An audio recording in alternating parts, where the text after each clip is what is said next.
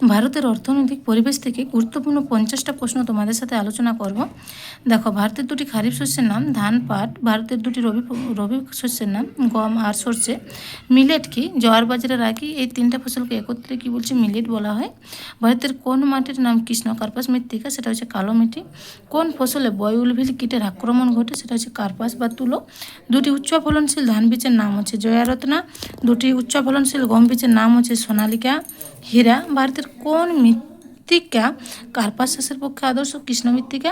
দুটি উচ্চ ফলনশীল তুলো বীজের নাম সুজাতা আর ভারতী।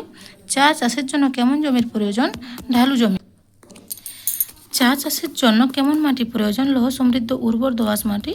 দক্ষিণ ভারতের একটি চা উৎপাদক রাজ্যের নাম তামিলনাড়ু। ভারতের কোন ধরনের কফির চাষ হয়? রবাস্টা কফি। কোন প্রকার দানাশস্য পশুর খাদ্য হিসেবে ব্যবহৃত হয়? মিলেট। বিশুদ্ধ কাঁচামালের উদাহরণ হচ্ছে কার্পাস। বয়উলভিল কি? ওটা তুলো গাছের পোকা। সবুজ বিপ্লব কোথায় ঘটেছিল? পাঞ্জাব, হরিয়ানা এবং উত্তরপ্রদেশের পশ্চিম দিকে। সবুজ বিপ্লব কোন ফসলের সাথে যুক্ত? গম। আন্তর্জাতিক গম গবেষণাগার হচ্ছে মেক্সিকো সিটিতে। আর ভারতের কেন্দ্রীয় গম গবেষণা হচ্ছে দিল্লির পুসায়। এরপরে হচ্ছে আন্তর্জাতিক গম গবেষণাগার কোথায় অবস্থিত? ফিলিপিন্সের ম্যানিলায়। ভারতের কেন্দ্রীয় ধান গবেষণাগার কোথায় অবস্থিত? ওড়িশার কটকে। পশ্চিমবঙ্গের ধানের গবেষণাগার কোথায়? হুগলির চুঁচুড়াতে অবস্থিত। আর আখের যে গবেষণাগার সেটা হচ্ছে লখনৌতে।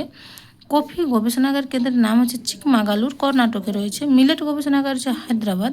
কার্পাস গবেষণাগার হচ্ছে নাগপুর। চা গবেষণাগার হচ্ছে জোরহাট।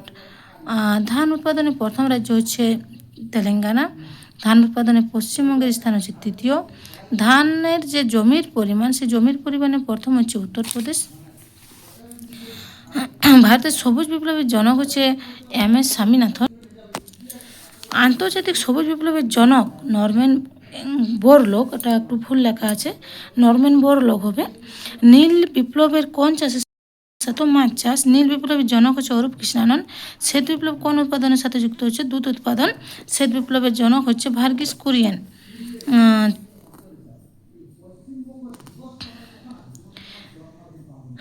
চাল রপ্তানিতে ভারতের স্থান ভারতে কত? প্রথম। গ্রিনহাউস কৃষি বা শখের কৃষি বলা হয় কাকে? উদ্যান কৃষিকে। ভারতের গম উৎপাদনে প্রথম রাজ্য হচ্ছে উত্তরপ্রদেশ। রেটুন কি? রেটুন হচ্ছে আখ চাষের সাথে যুক্ত। আখ চাষের ক্ষেত্রে মানে মানে যদি বলা হয় রেটুনটা কোন চাষের সাথে যুক্ত, সেটা হচ্ছে আখ চাষের ক্ষেত্রে। এবার যদি বলা হয় রেটুনটা কী, সেটা হচ্ছে আখ চাষের ক্ষেত্রে প্রথমবার ফসল কাটার পর মাটিতে থাকা আখের মূল থেকে যে চারা বের হয় তাকে রেটুন বলে। এই যদি কিছু বৈশিষ্ট্য দেখি, সেটা হচ্ছে এই রেটুন থেকে উৎপন্ন আখ বেশ মোটা, রসপূর্ণ, সুমিষ্ট হয়। আখের ফলন বেশি হয়। শ্রম, সময় ও অর্থ কম লাগে। এরপর কুম্বু কি? এটা কুম্বু বানানটা কয়রসু ময়ে বয়রসু হবে। বাজরাকে দক্ষিণ ভারতে কুম্বু বলে। জোয়ারকে তামিলনাড়ুতে চলাম বলে। মিলেটের অপর নাম হচ্ছে জোনার। রাগির অপর নাম হচ্ছে মারুয়া। ভারতের ইক্ষু রাজ্য কাকে বলে? উত্তরপ্রদেশকে। মোট আখ উৎপাদনে ভারতের প্রথম রাজ্য হচ্ছে উত্তরপ্রদেশ। জোয়ার ফলনে প্রথম রাজ্য হচ্ছে অন্ধ্রপ্রদেশ। মানে জোয়ারটা কোথায় ফলন বেশি হয়? সবথেকে বেশি অন্ধ্রপ্রদেশ। আর বাজরা আর রাগির ফলন কোথায় বেশি হয়? হরিয়ানাতে। তাহলে এই 50টি গুরুত্বপূর্ণ প্রশ্ন তোমাদের কেমন লাগলো অবশ্যই কমেন্টে জানাবে। আর ভালো লাগলে একটা লাইক করে দিও।